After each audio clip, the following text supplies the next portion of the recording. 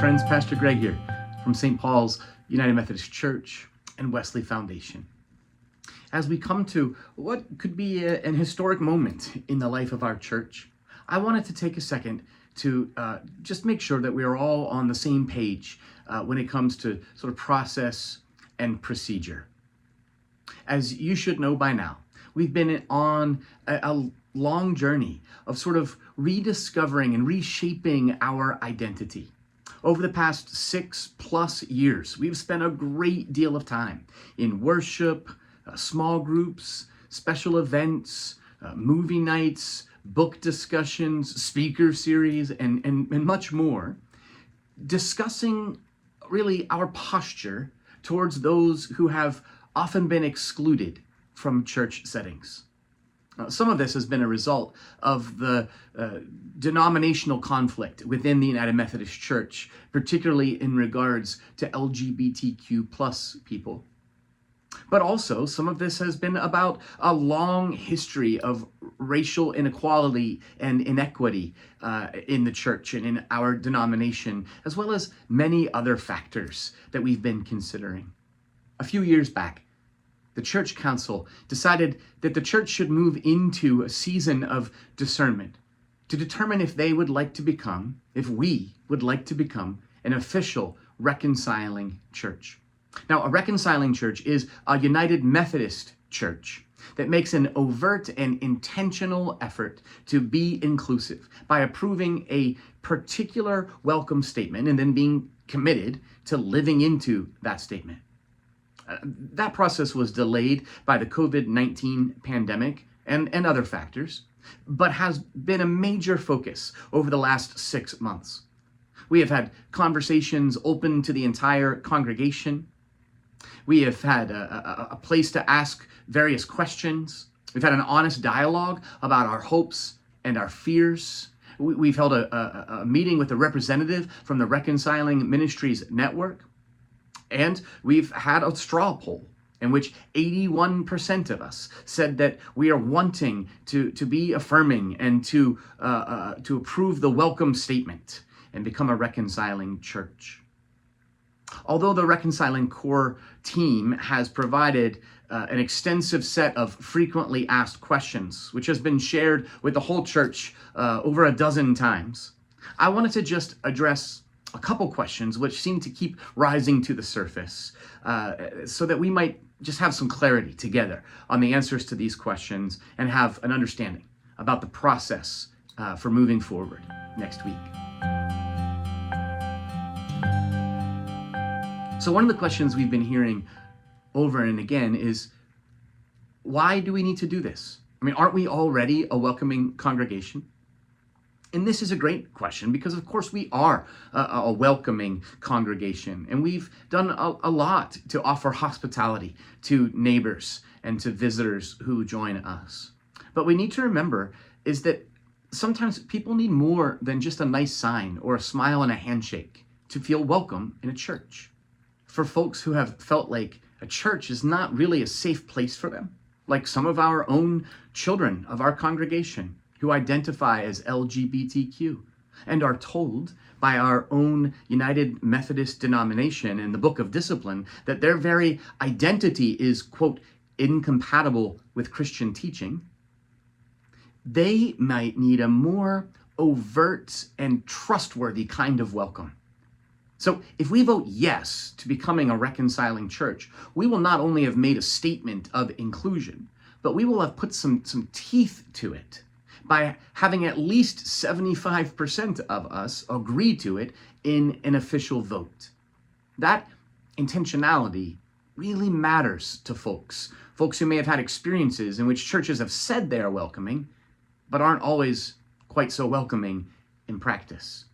That is why taking this step is critical for us to really become the welcoming and hospitable place that we say we are.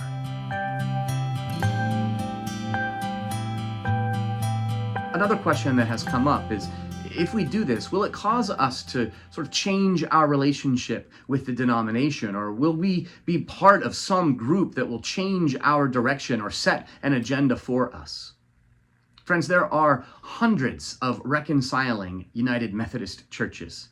Making this decision will not make us un-Methodist or cause us to move towards disaffiliation from the denomination, nor will it cause us to disobey the rules of the church.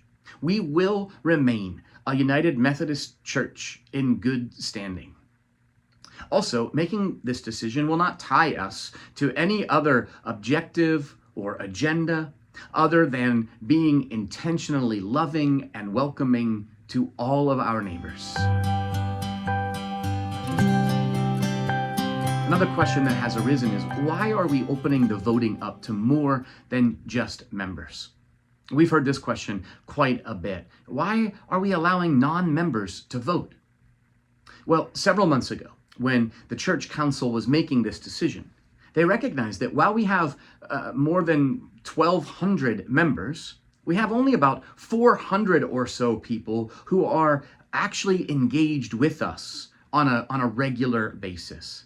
Not only did it seem unfair to give 800 folks who are no longer effectively connected to us except in name or title the power to determine our way forward, but also limiting this vote to members is not something that's required of us by the Book of Discipline, and would actually take the vote away from several people in our congregation who are active participants, volunteers who give of their time and energy and money week after week, who have never joined the church for one reason or another, or any of the several retired pastors in our midst who are not permitted to become members. Why would we rob them of a chance to vote when they have been active participants in our life together? In short, the church council really wanted to make sure that the folks who are actually journeying together as the church, as St. Paul's United Methodist Church and Wesley Foundation, are the ones who have a voice in this process and help us determine how we will move forward. So, who can actually vote? Well, in order to vote, you must provide your name to ensure that we are only receiving one vote per person. And then you must affirm that you are actively connected to and invested in St. Paul's United Methodist Church and Wesley Foundation. And you must affirm that you are open to remaining a part of our faith community, regardless of the outcome of the vote. Now, this means exactly what it says, that you are open to this, that you haven't already made up your mind to leave if the vote doesn't go your way. So, if you can affirm those two statements, and you are in 9th grade or above, and are willing to provide your name, then you can vote. Finally, how will we vote? Voting will be done mostly electronically on Monday, November 13th and Tuesday, November 14th. And we're making separate arrangements for those who do not have access to the internet, who obviously also cannot see this video. For the rest of us, however, we will be receiving a link via email early in the morning on Monday, November the 13th. The link will take you to a form where you will provide your name and your email and affirm the two statements that I mentioned a moment ago. And then it will allow you to vote yes or no to the statement of inclusion. You will have until 11:59 p.m. on Tuesday, November 14th to get your vote in. The results of the vote will be shared in the What's Happening at St. Paul's email on Wednesday, November the 15th. If 75% or more vote yes, then we will adopt the statement of inclusion and become a reconciling church. If not, we will not. And the church council will have further conversation about what we do next. Friends, we are in a season of asking, why church? Why is the church so important?